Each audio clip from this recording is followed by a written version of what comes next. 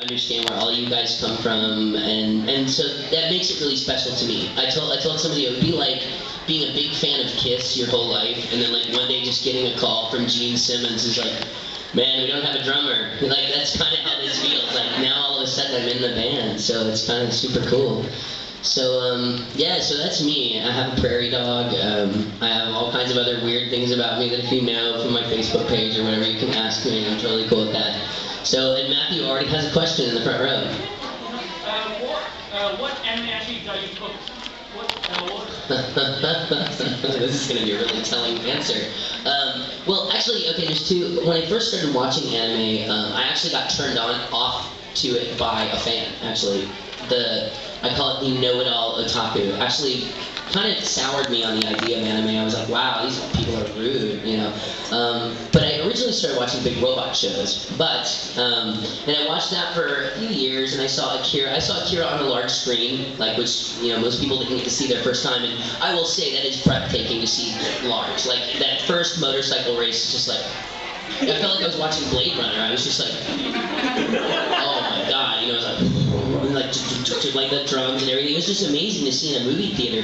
And but I stopped watching anime because as I'm a fan of, like, while I can say I'm an anime fan, the reason I've never been able to get obsessive about one thing is because I'm a fan of too many other things also. So like during that off period, I focused on music again. And I've been a DJ for 28 years, so I focused on some of that. And I did some other stuff. And then a friend of mine showed me, and the girls are gonna squeal, the guys are gonna go, oh, that makes sense. A show called Fushigi Yugi, and that was actually, yeah, now you understand why I laughed when you asked this. FY is what pulled me back into anime, and then right after that, I was like, well, this is nice, but it's a little girly, and then I saw Boogie Pop Phantom, and I was like, oh yeah, now we're talking. Then I was pretty much hooked, and then I was watching a lot of anime again, and everything from, it's really weird, like, I have some friends that they only watch, like, harem shows or whatever. Like, I really don't have a specific genre of show that I like.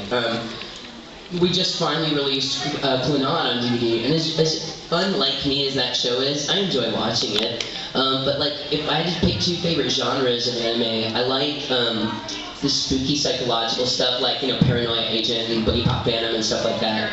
Paranoia is awesome and creepy, and my friend Carrie is the creepy little Maromi, the little creepy doll, and she's not creepy in real life. She's actually a missionary, which makes that funny. But and then I think the other is like the action chicks with guns shows, like Noir and Chrono Crusade and things like that, like Gunslinger Girls, things I love.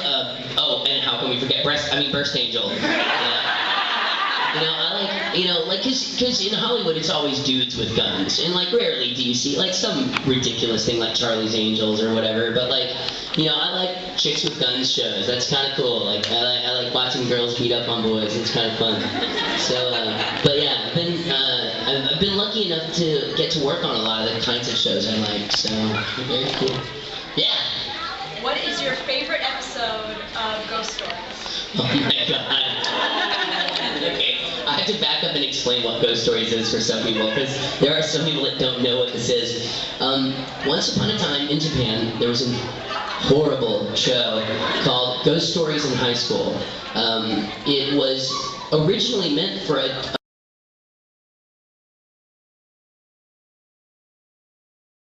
well, my heart attack, I would say, is my worst injury. As far as like accidental injury, I couldn't pick because I'm a skater. So I like fall off of things, and I've focused my ankle, and I've got 2 collapsed bones in this wrist. Like I'm a boy. I like knock things over and fall over things, and not super coordinated. So, but like the most serious injury was last year. I had a heart attack while I was at a convention.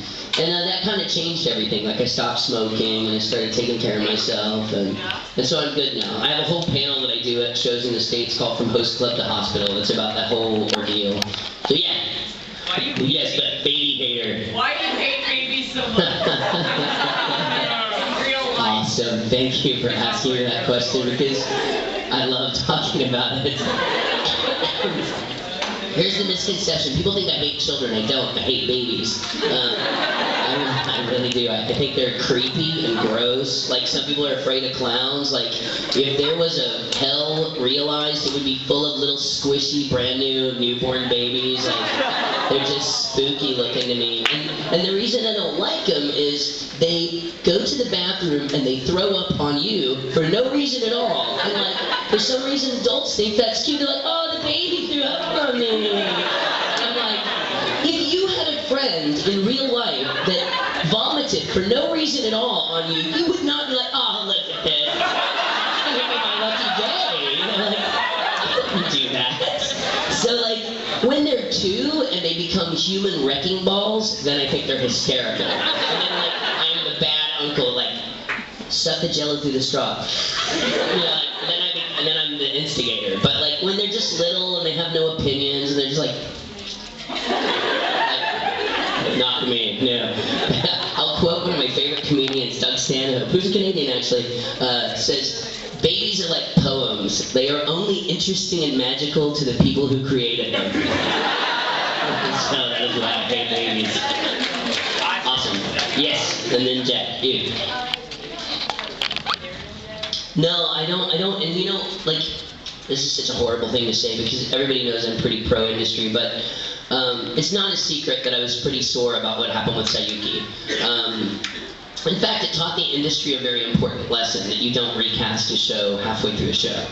That said, Jinyeon doesn't exist anymore. So, as much as I don't like to say that, I do have my fingers crossed that if there's any more Sayuki, it'll go back to who it should go to. But, you know, like, you know, I mean, like, and I don't, well, a lot of the people in California are my friends that worked on that show. But what they did with that show is really wrong, and then they lied to the general public. They said that we were unavailable for the show.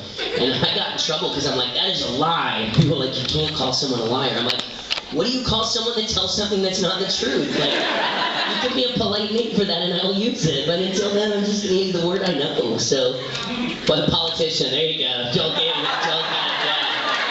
I agree.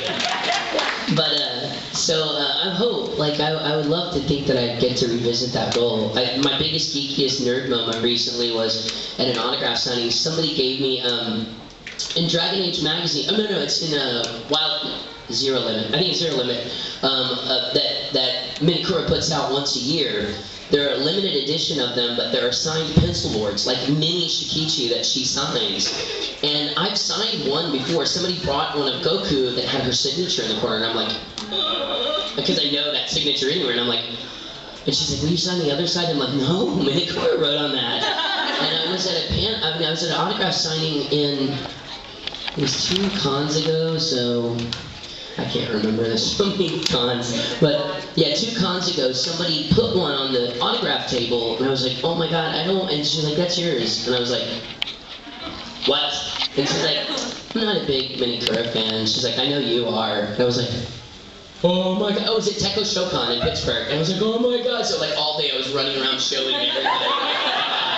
And my friend is like, you know, some people think that's you being rude, like, I got one, you didn't. But I was like, no, I was just nerding out. I was super happy that I had it. But I hope so.